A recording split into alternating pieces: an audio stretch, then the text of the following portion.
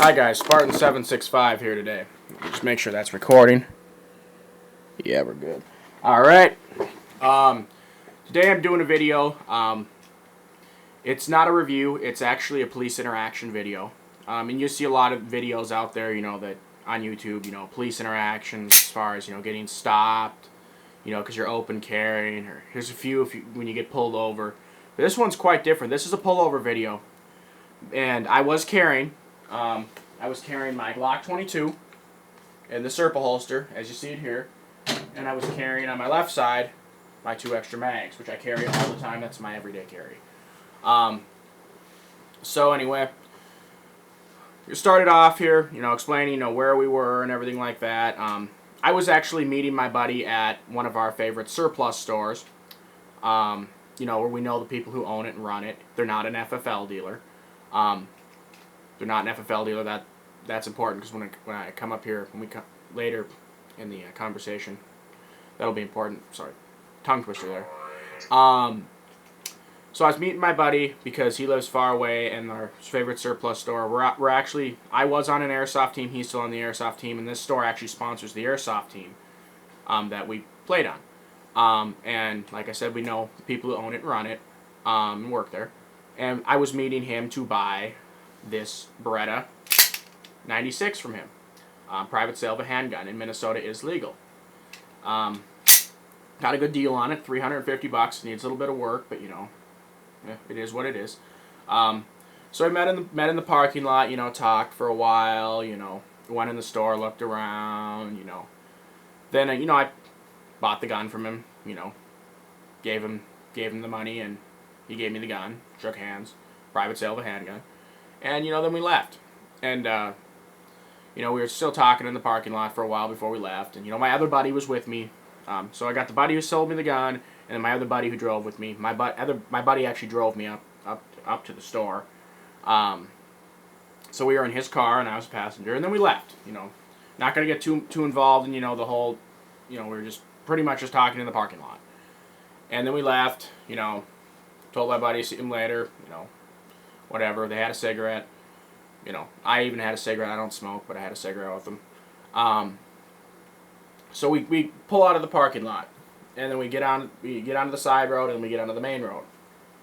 And then we notice, I'm 30, 45 seconds after we, leave the gear store. We notice a cop behind us.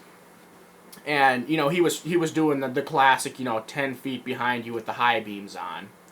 Like, yeah, you're going to get pulled over here. So I said to my friend, I said, hey, I'm like, well, what did you do? He's following us. I'm like, well, what, did you do something wrong? Did you not put a turn signal on? It's like, I don't even know. My friend did nothing wrong as far as driving goes. In fact, he didn't do anything wrong in any way. My friend, like me, also has a carry permit. He was not carrying at the time, though. I was. So I'm like, okay, I said, we're probably going to get pulled over here. My friend hadn't been pulled over before and seen an interaction with a police officer if you're carrying. So I'm gonna do standard procedure. When you get pulled over, like I have, pretty much if I get into an interaction with a police officer, I have a standard procedure. I have my carry permit and my driver's license ready for them.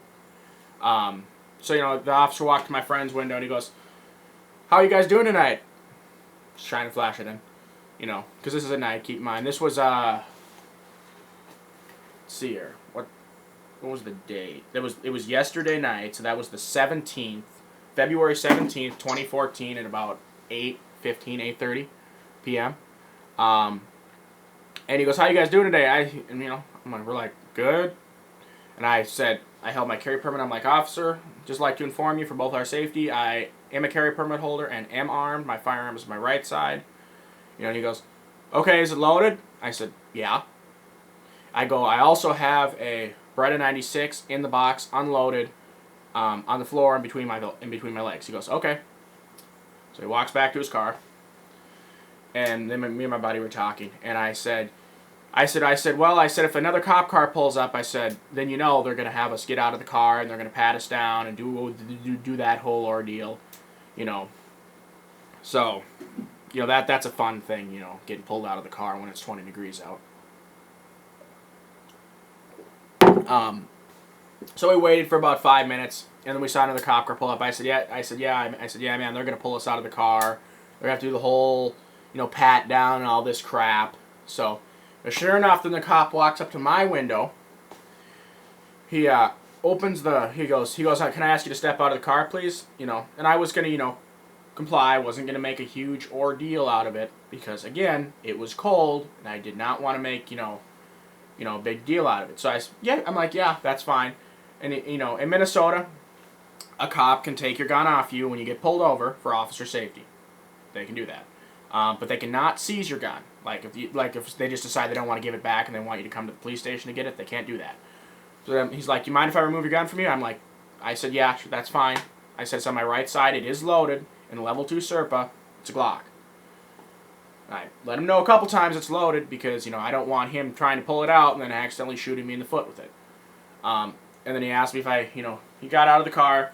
He had put my hands, the head like this, and he hit one hand was holding my hands. He goes, "You're not being arrested." I said, "I know I'm not being detained. I didn't do anything."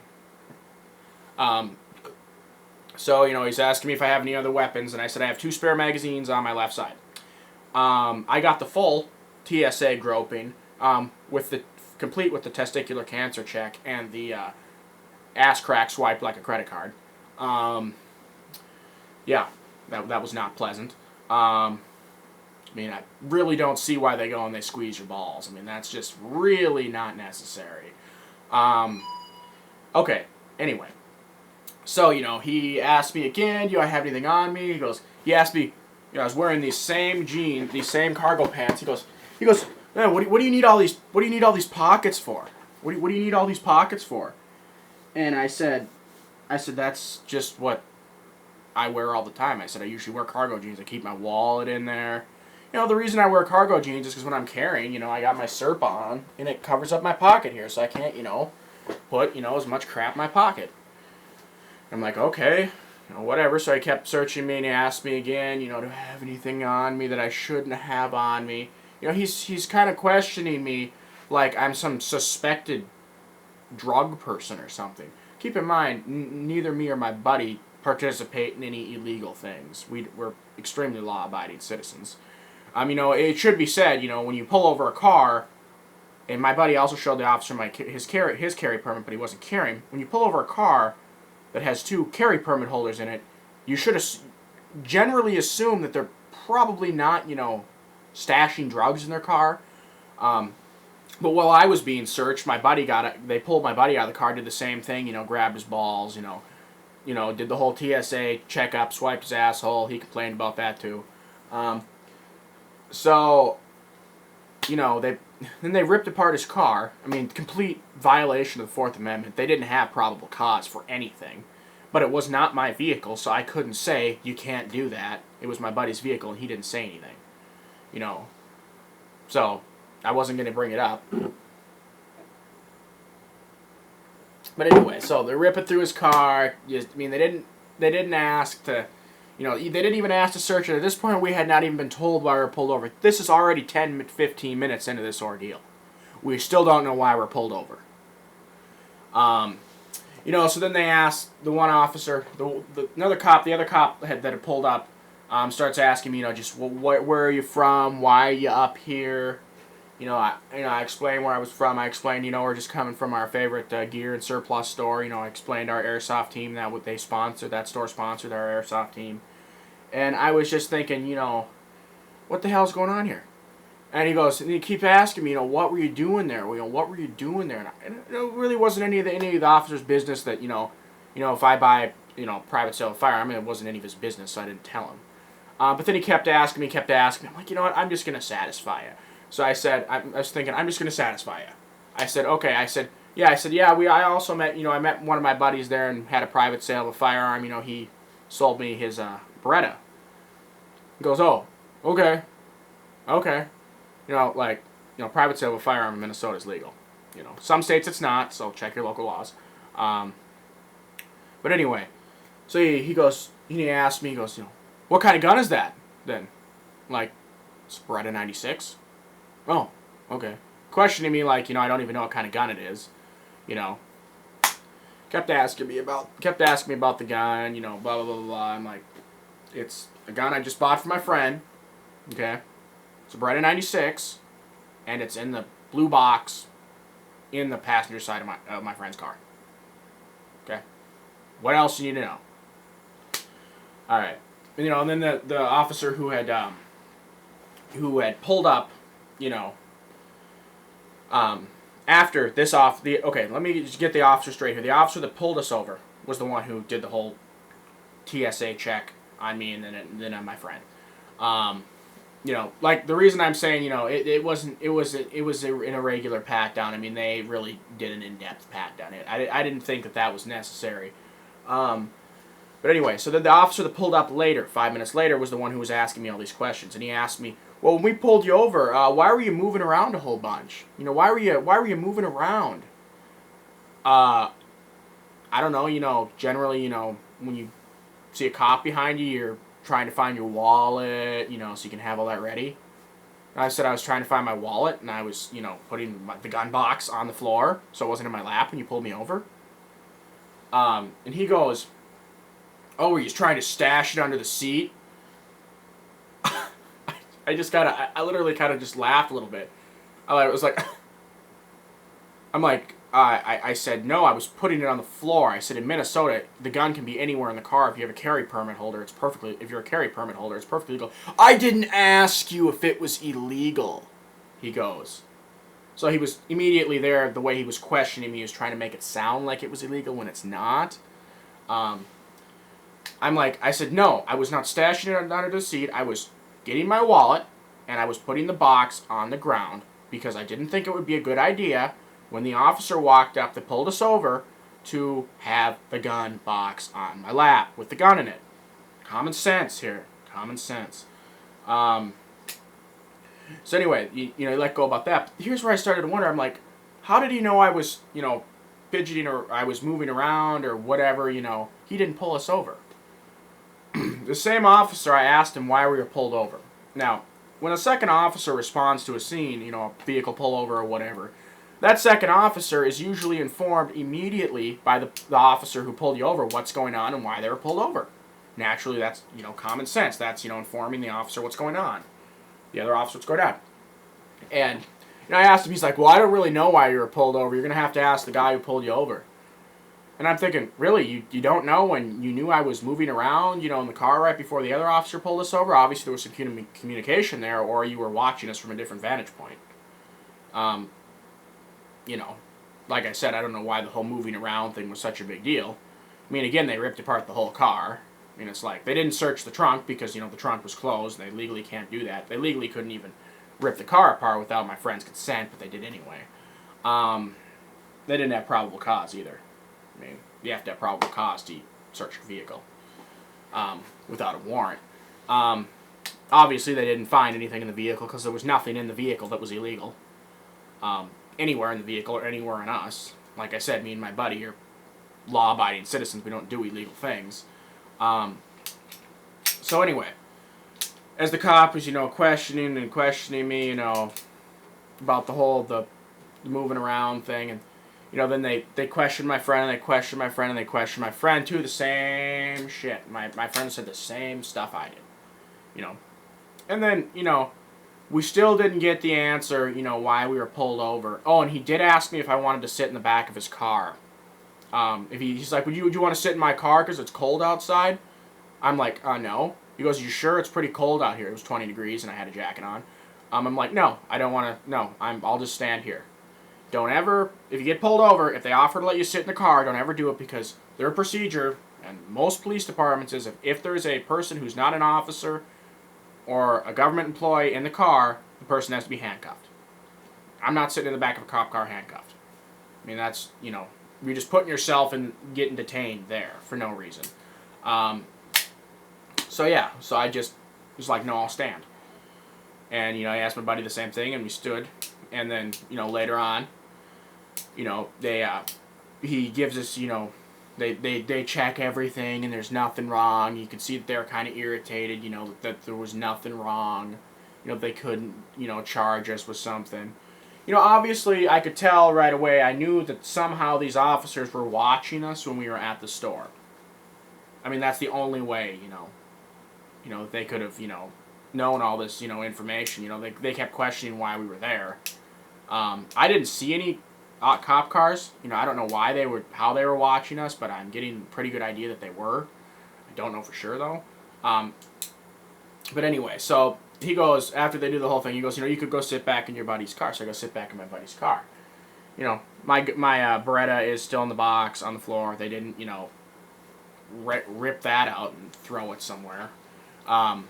So, you know, then they walk up, my buddy gets back in the car, and they give me my gun back, my Glock, and it's, you know, the whole, you know, they give it back to me, the slide lock back, you know, they put the 2 mags on the floor, and then they put my Glock 22 on the floor. And keep in mind, this is Minnesota in the winter. So what's on the floor of your car in the winter? A whole bunch of road salt, nasty water, slush, crap like that. Throws the gun right in the slush pile on the floor with the slide lock back. I'm like, fucking nice. Okay, seriously? Now I'm going to have to get home and clean my gun because now there's a whole bunch of corrosive crap in it.